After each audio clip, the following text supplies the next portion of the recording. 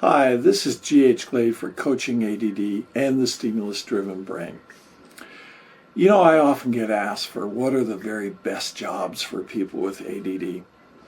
And it's really interesting because I notice that there are clusters of occupations within the cross-section of clients that I have.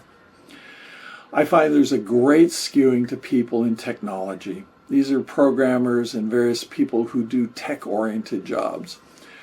There's another skewing in terms of population to people who make their living through artistic endeavors. Again, I've often said that the advantage of an ADD brain is it's naturally wired to think in a synthesis modality, and that is the essence of creativity.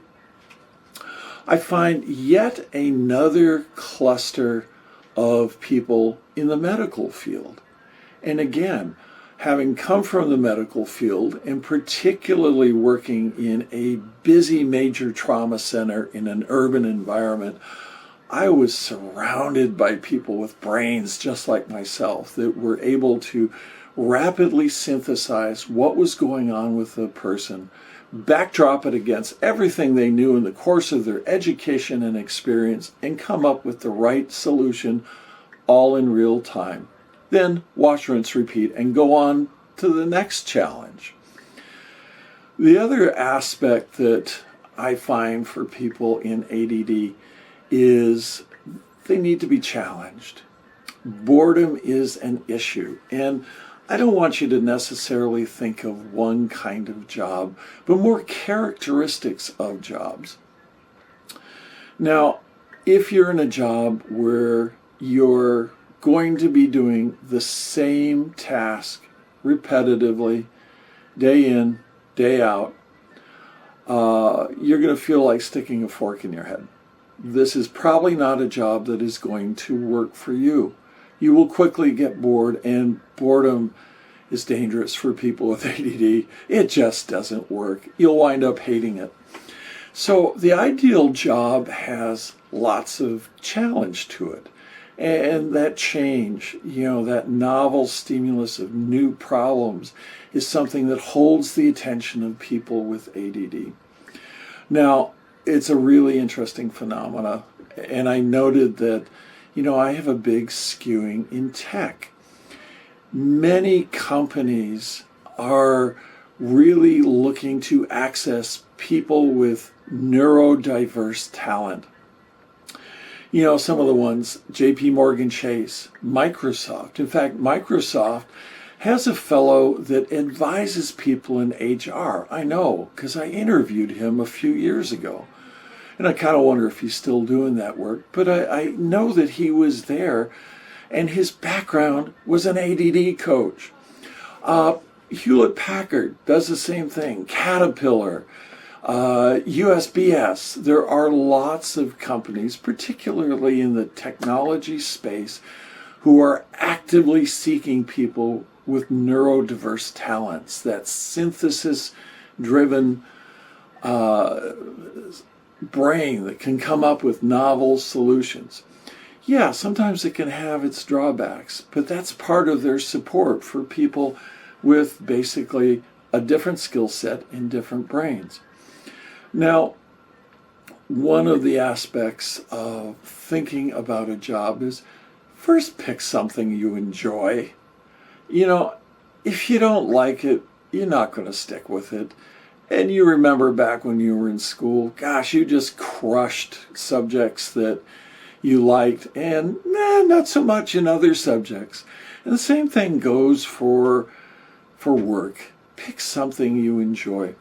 There's a guy I like a great deal called Simon Sinek. He wrote a book called The Power of Why. He has a great TED Talk. And he talks about the reasons we're attracted to particular fields, that we have this why. Why are we choosing to do the kind of work that we do? It can be for reasons that are uniquely personal to you. It can be because we have just this fascination and interest with it. and be aware of your power of why. Simon Sinek's book is really something I like people to read when they're thinking about career. If nothing else, watch the TED Talk. You know, I've been doing these videos for a while, and I encourage you to give a like and to share these if you like these videos. You know, go ahead, hit the little button down below, hit subscribe, but I want you to think about who else might benefit from this information. So going on, the sweet spot for what we do, it takes into account what are our skills, or what are the skills that we would like to build in terms of a foundation for a career. That magical tingling sound was something with my phone and doesn't mean there's particular magic in that last suggestion. If you heard that, well, I'm not going to edit that out. This is a real video. I'm doing it in real time. Anyway, we get back to that confluence between our why and things that we like to do. Now, through the course of life, we're all going to have jobs. We don't pay too much attention to a job. We go, we get paid. We don't put a lot of interest. The next level up from that is a career. We put more effort and energy into a career. We build it. And we aren't necessarily married to it in the same way we are if we are lucky enough, and I do stress lucky, to find that confluence between our why, our passion, and our skill set. If we are lucky enough to be in that small category of people, the work we do doesn't seem so much like work. And you'll hear a lot of stuff about follow your passion. Well, you know, that's kind of BS. Because if you don't find anything you're passionate at, doesn't mean you failed. Oftentimes you can be left with this sense of, well, I couldn't find it and somehow I'm a failure. No, it doesn't mean that. Find something you feel you can be good at that capitalizes on your strengths, your ability to think in the way that you do. Work at being good at it. You know, one of the things that I come back to is a saying, and I don't know who first said it, the harder I work, the luckier I get. And that's true whether it's a job, a career, or something that you consider a passion.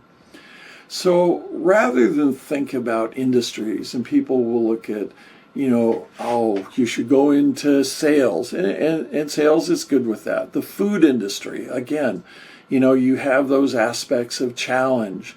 Entrepreneurship, ADD skews heavily to entrepreneurship. The other thing that people find great satisfaction and good matching with is the medical field. But rather than any one particular field, think about the matching of your skills, your talents, and surely what you like. So this has been G.H. Glade for Coaching ADD and the Stimulus-Driven Brain. I'd really, truly appreciate it if you gave this a like, if you made some comments. I read the comments, I really do. And most of all, share it. Until next time, this is G.H. Glade for Coaching ADD and the Stimulus-Driven Brain. We'll see you next time. Take care.